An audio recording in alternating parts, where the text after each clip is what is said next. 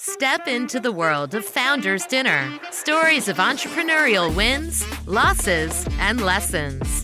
Where the essence of entrepreneurship is unraveled in its most authentic form. Stas Balanevsky serves as your guide on this journey of discovery and inspiration. In each episode, Stas brings together entrepreneurs from diverse backgrounds to share their stories. It's not just about their victories, but more about the resilience and adaptability they've shown in the face of adversity. These narratives are more than just stories. They are lessons in courage, determination, and the relentless pursuit of success. So whether you're an aspiring entrepreneur, dreaming of launching your first venture, or an established business leader seeking new perspectives, Founders Dinner is your invitation to explore the transformative power of entrepreneurship. And now, without further ado, let's welcome the host of Founders Dinner, Stas Balanevsky. Welcome to the Founders Dinner podcast. I'm your host, Stas Balanevsky. I have the pleasure of having my friend Dan Ballister here as my guest today. Dan, how are you, sir? Stas, doing well. Thanks for having me. Buddy, I'm psyched you're here. So, to our listeners, Dan and I have known each other for the better part of a decade, probably more. And yeah, I've done some work together. And so I know the answers to some of these questions, but I want you all to hear them. So question number one, Dan, I want to start with you and your entrepreneurial journey. Who are you? Where you been? Where are you? Where are you headed? Give me the tall tales we weave, right? That's right. So simple, fun story. Born and raised Western New York. Grew up throwing snowballs at the mailman, probably playing any sport you could think of, especially pond hockey in the wintertime. And during those winters on Saturday nights, since I'm going to date myself here, I'm about as old as Buffalo Wings. So I spent my high school Saturday nights making wings with my friends, learning how to do it, and watching Big East basketball in the real Big East back in the day. Logical flow from there through college and into the Navy. Did 5 years there, 20 years banging it away in digital media, which leads logically into making hot sauce for a living. So that's where I spend my days now. I'm all in on this hot sauce business that we've started. Idea in 2012 at a tailgater. Wasn't our fault. We were overserved. And since then, been 100% at building this hot sauce company and getting the chance to work with a really great team of folks that are all in as well, and they all think like owners. Well, they actually are. And trying to come at it every day and just keep going, learn how to execute, make things bigger, better, smarter, safer, and go from there. Awesome. And in typical Dan Ballister humility, did not say the name of the company, so I'm going to take care of that for you. It's called the General's Hot Sauce. And I remember being at the launch in 2015 at the Army-Navy game. And boy, it was a heck of a party and an amazing brand that you launched. Good job. Well, it's funny you say amazing brand, because that is certainly what we aspire to be. And when we rally as a team around here and we ask ourselves together, why are we doing this? Where are we going with all this? Two things come to mind.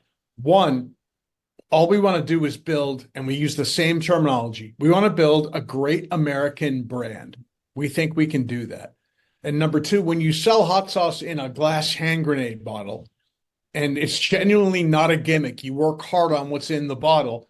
And number three, that your reason to be is that we want to donate money to help military and veteran families, and we want to try to hire as many veterans as we can.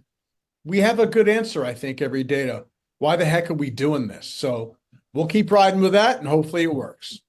That's awesome. So in the time from that idea when you were slightly overserved, just 12 short years ago, what I'd like you to do is I'd like you to tell me a story. You can find other stories. You can tell me multiple stories. But the theme that I'm looking for is I want to hear about that stumble, that misstep, the wrong turn you took on your journey. And then I want to talk about the cost of that mistake. And there are many, I assure you. We could talk for days about the mistakes we've made. There are really two, one which is pretty simple and one which really mattered. And the first one's funny. When we had our first delivery of these glass hand grenade bottles that I mentioned, the truck backs up on the loading dock, and we took our first pallet of bottles off the truck. And as soon as the forklift driver backed up with that first pallet on the forks, he hit a pothole in the parking lot. And as you could imagine, before our very eyes, that pallet just falls right off the forks, right onto the ground. I think there were 3,000 bottles on the pallet and probably 1,000 of them broke. And we spent the next 3 days rinsing bottles out that could be salvaged from the massive pile of broken glass. But yeah, I think the first lesson learned there was have good discipline with your forklift. Otherwise, you're going to spend too much of your time cleaning up. And we have pictures. We'll never forget what we call the fallen pallet day. But if you go back to 2019, probably the hardest, biggest lesson we've learned. We'd had a fairly good 18, and this story's all about cash management.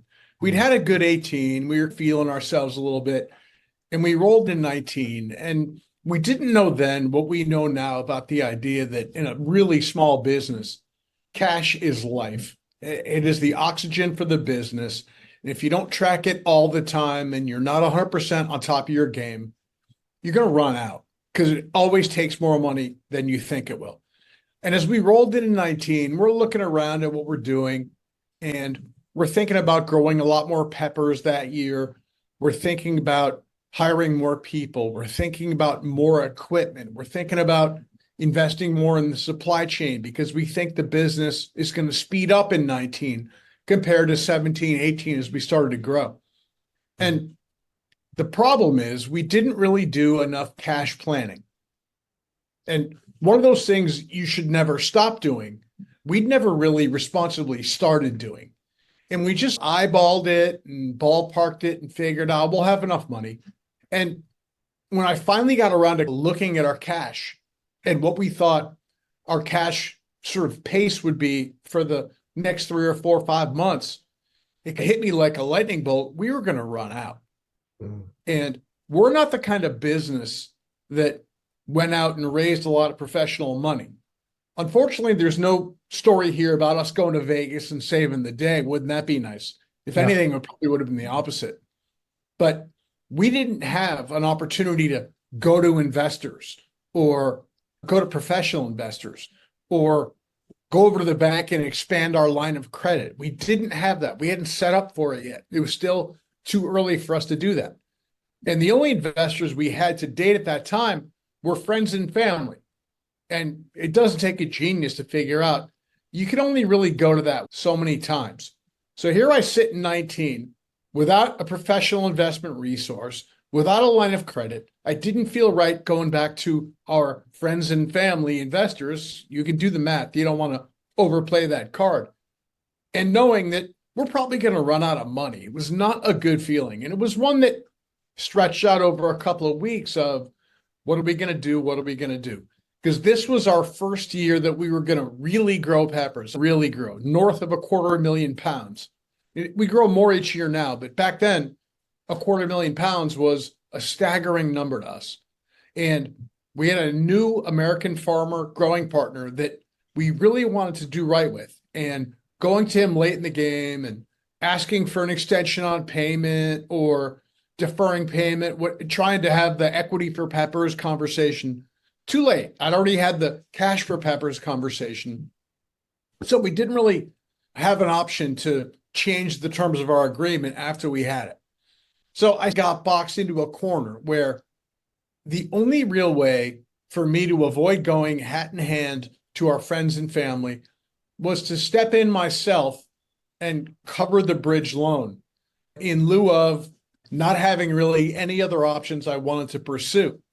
That cost of me having to go into my own pocket, it was money that I had, but it was more than I wanted to risk in the business, more than I would want to risk in any business. Mm-hmm. Yes, I had faith that we'd do all right as a business. I was starting to form then. But by not paying attention to sound cash management principles in really the early days of the business, I got put into a spot where I had no choice. If I didn't reach into my own pocket and try to fund the business at that point on that bridge that I thought would be solved by a good year in 19, we would have run out of money. Wow. And we all know what happens to a business that runs out. Full stop, end of business, bye-bye. Lesson learned. Never, ever again run out of money or put yourself on a pace to run out of money and not know it's coming. Hand slapped.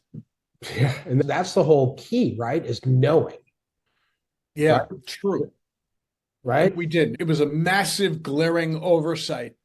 And I think you can build off that into so many other things. My dad always used to tell me, I love it when you come home from school, but tell me you're coming home. No surprises. That's right. I'll never know exactly why, no surprises, but I took him at his word. No surprises. If you're coming, tell me. That makes a lot of sense. And those are the things, right? Because I remember those days, right? I remember you accessing the Bank of Dan. And so did you pull that money out of like a qualified investment as well? So did you have to pay Uncle Sam 10 points? Or was it at least? I got around that. I was able to leverage against other investments I had just to come up with the money.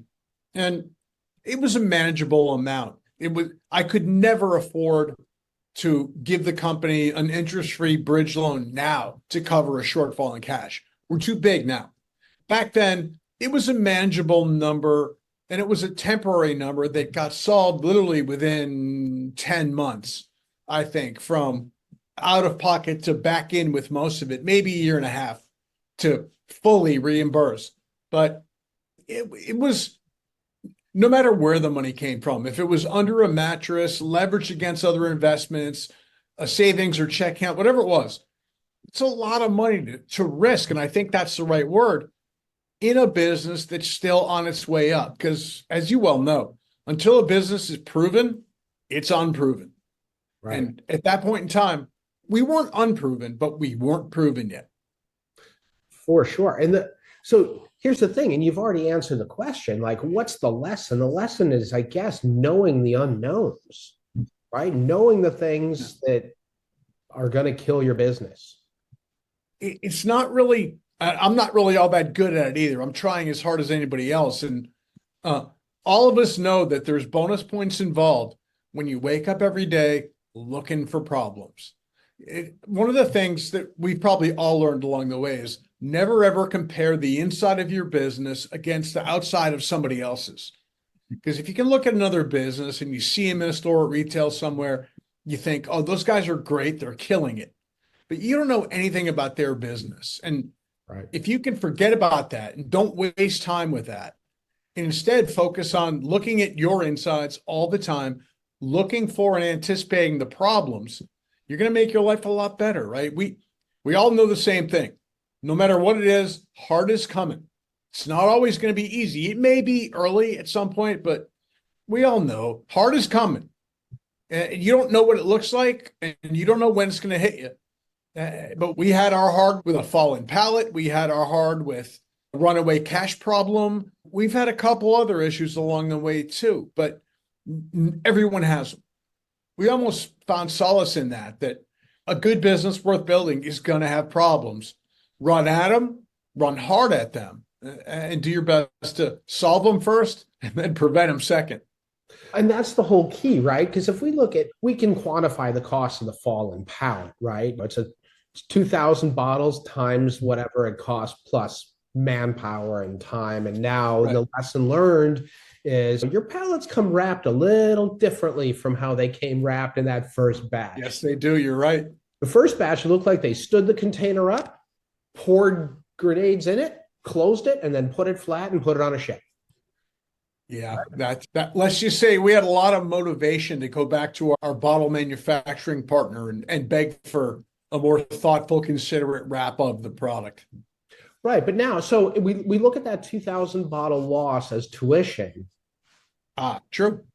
And then you can lean that right against the idea that this year's success will not fund next year's growth. And when you're in that steep part of the curve, You think you're doing well. You think you're going to have a good year. You're in that high growth phase, where good growth can be celebrated, but we all know it's also expected in the early years.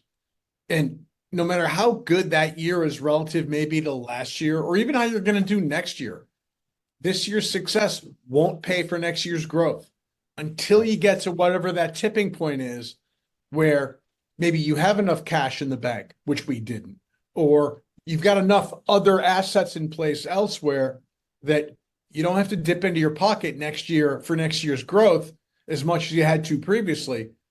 All of a sudden, you get over that tipping point where, the cumulative success of the last 3 or 4 years will fund next year's growth. But that ain't going to happen in the first 3, 4 years or so. And I had the limited cash availability to prove it. Yeah. But the cool thing is, the thing that you said that I absolutely loved is that you couldn't do that today. Right. Thank God. Right. But the lesson that you learned, again, the tuition, the opportunity cost, the interest, the whatever it was that took you to bridge that 18 months, taught you what you know now. Because if that happened to you now and you weren't watching cash, game over. It would hurt. It would hurt a lot. It would probably wind up being some sort of a significant equity concession, right, which hurts all our existing investors. Maybe we get lucky and we bring someone to the cap table who wears a cape under their suit and they really help us tip the business forward. But those odds are long and they're not expected. We're the ones that are supposed to grow the business, not a future investor if that happens. And yeah, you're right. If it happened now, I don't want to call it catastrophic, but we'd have to scramble. And fortunately, we're in a position where I think we would see it coming now and we could get ahead of it. That's the whole key, that you're ahead of it and you're watching it. Oh yeah. I could screen share and show you a very responsible cash management plan for the next year that we obviously did not have in 2019. Yeah, that's amazing. And so I know you don't want to boast, but tell our listeners how many times you've hit the Inc. 5000 fastest growing companies. We've been lucky enough to be there the last 2 years. And we didn't know if we'd even be competitive for the award the first time we submitted. And we wound up in the top 800 or so, and in the top 100 veteran-owned companies too, which was really an honor as well, through the IVMF, I forget IVMF, but out of Syracuse University. And it was a really nice award for us. And it was a validation that we're doing some things right. But we also know there's so many other companies out there doing things right. It's good to know that what you're doing stacks up fairly well against, I guess in this case, the companies that submit.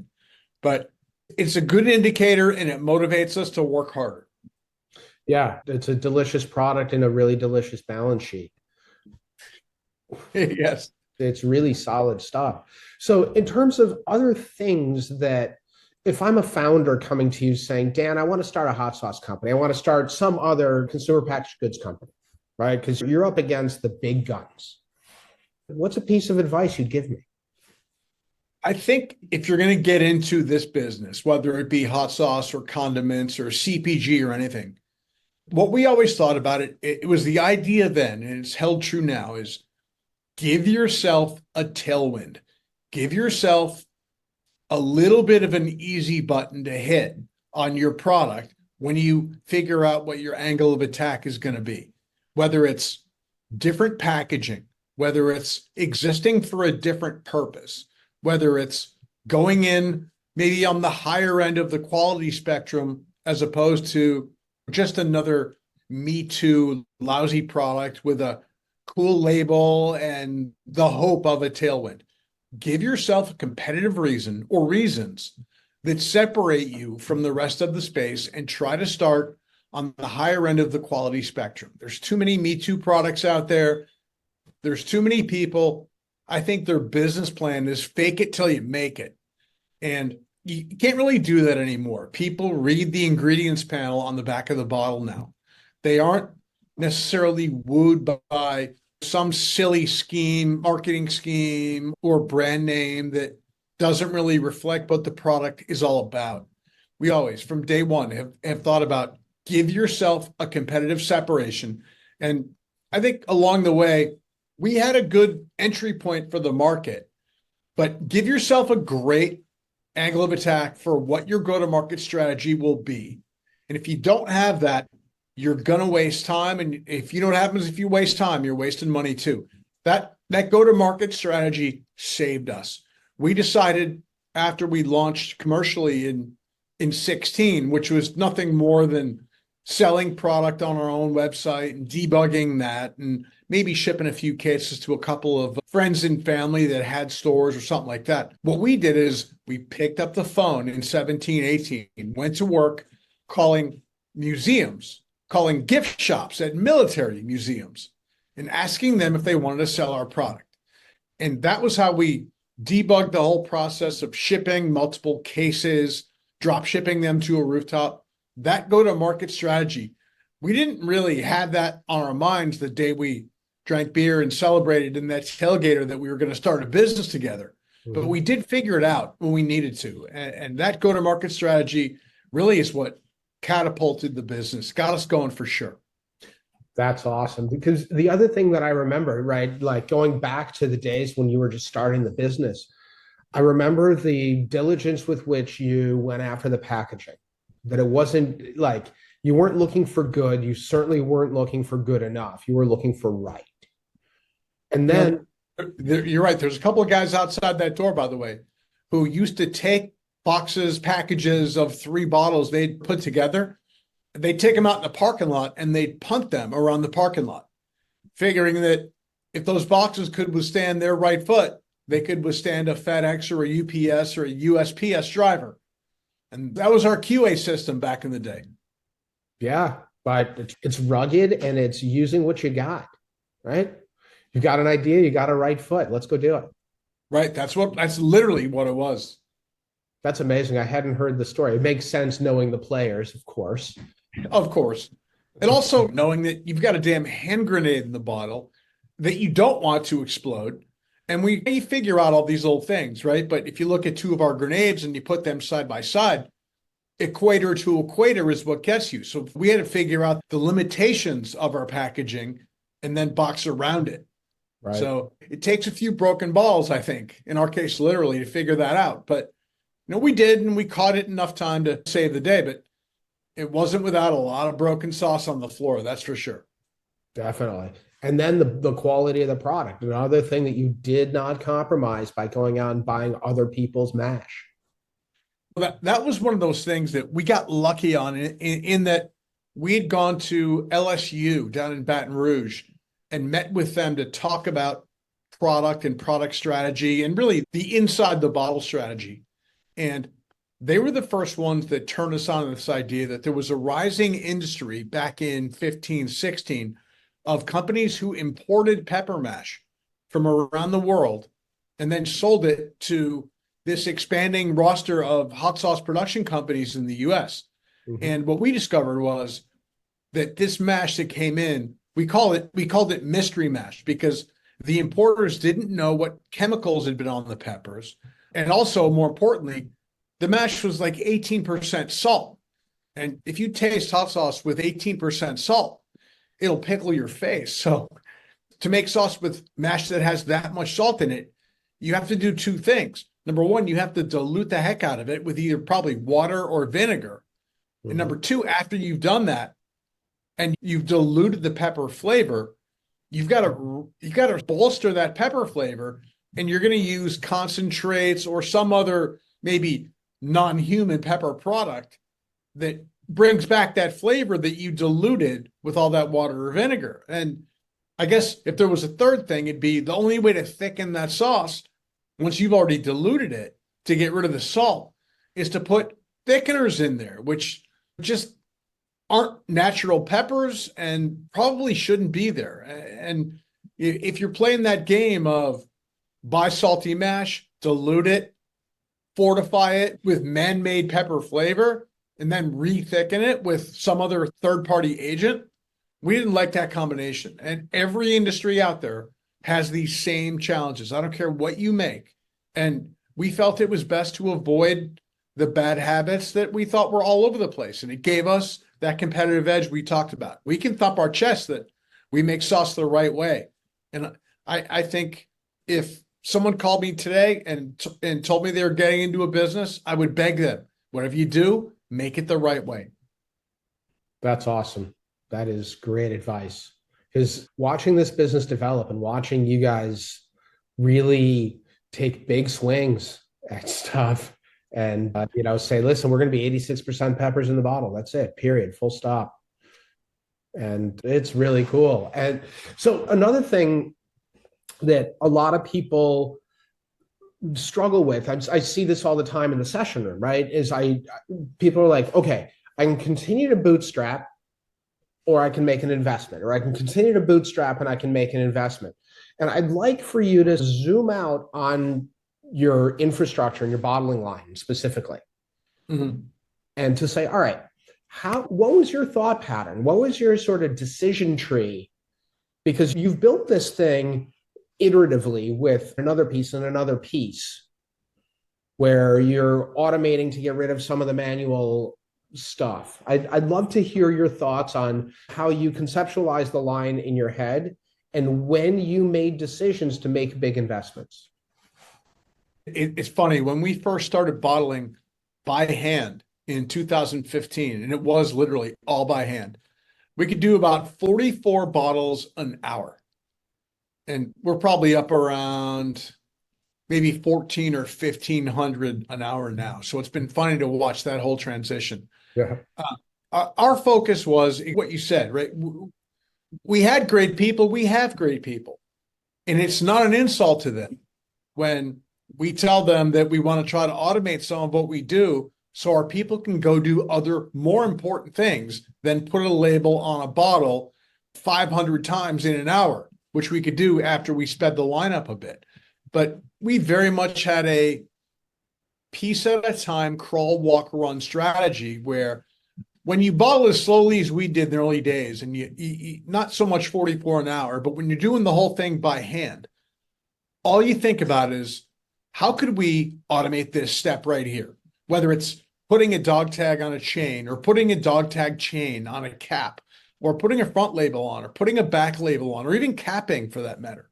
When you do it by hand, hour after hour after hour, you start to, I don't know, you either have visions, nightmares, or dreams or some form of the above about how you can automate each individual particular step.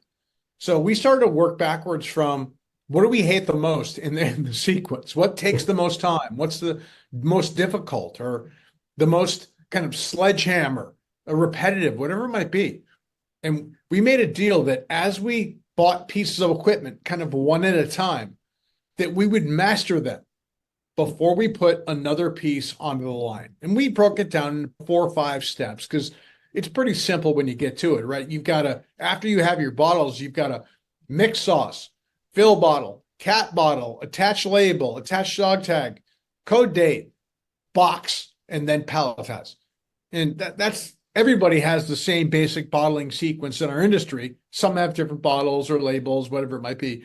Mm-hmm. And as far as I know, we're the only ones with that dog tag problem I mentioned.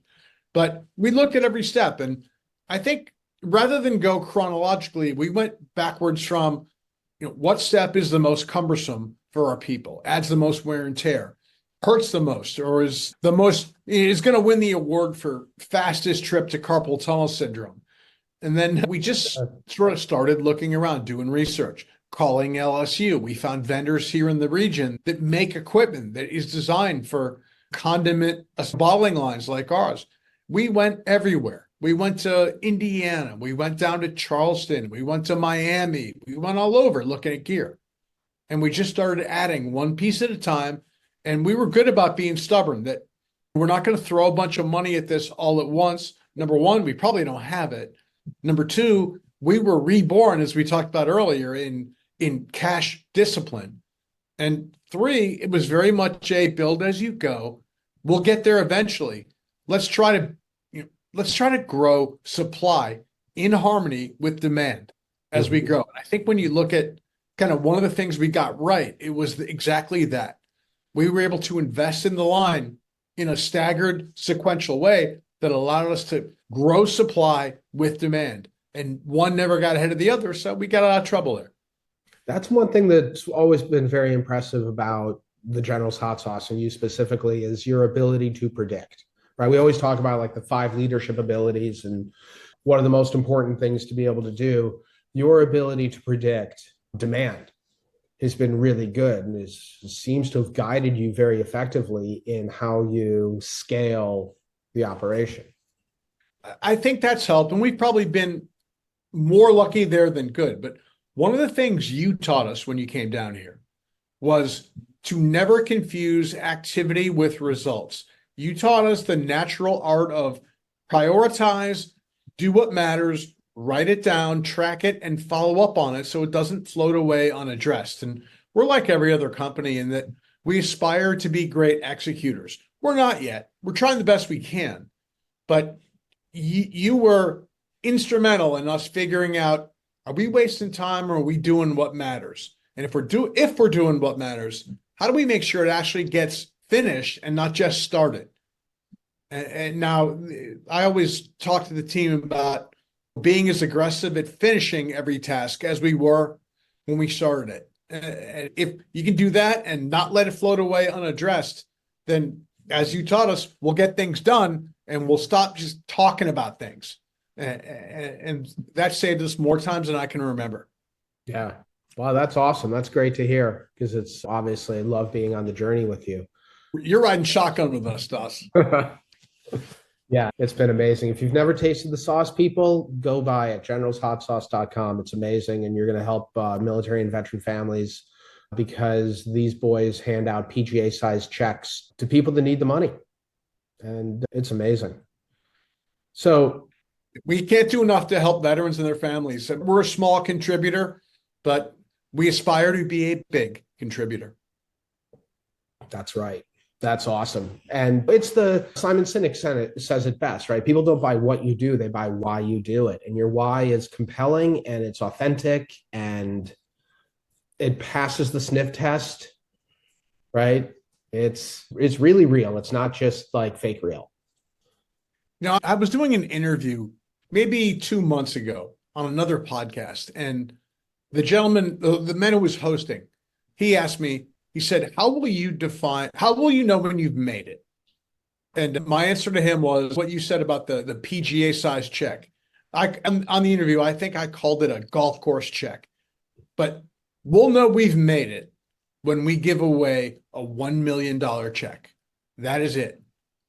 We know every day that the veteran community at large is literally an equity holder in this business. Mm-hmm. And should there ever be some sort of a liquidity event for this business, veterans are going to win big time. We'll figure out how we funnel the money to the right veteran-related cause that will handle it properly.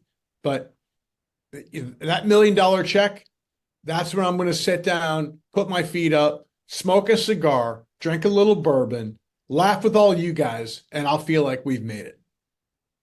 Hell yeah. Let's do that out of the operations, not out of the liquidity event. Yeah, good call. Very good call. Yeah. Yeah. That's amazing. Dan, thank you. Thank you so much for sharing the story, sharing your time. I'm really grateful. And with that, that concludes this week's episode of the Founders Dinner podcast. Those looking to connect with Dan Ballister, his link is going to be in the description. Link to the website, generalshotsauce.com. And this is Stas Balanevsky signing off. See you all next week.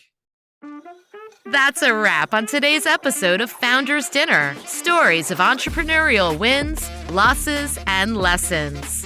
Once again, we've journeyed through the inspiring and challenging world of entrepreneurship with Stas Balanevsky, uncovering stories that illuminate the resilience and adaptability at the heart of success. Each narrative shared today is a testament to the unyielding spirit of our entrepreneurial guests, providing lessons in courage and determination. We hope these stories have not only entertained, but also inspired you. Whether you're taking the first steps in your entrepreneurial journey or are a seasoned leader in the business world, Founders Dinner is more than just a podcast. It's a community of learning, inspiration, and connection. Don't forget to subscribe to our podcast for more insightful episodes and join our vibrant LinkedIn community to continue the conversation, share experiences, and connect with like-minded entrepreneurs. Until next time, keep embracing the entrepreneurial journey. This is Stas Balinevsky, thanking you for being a part of the Founders Dinner family. See you at the next dinner.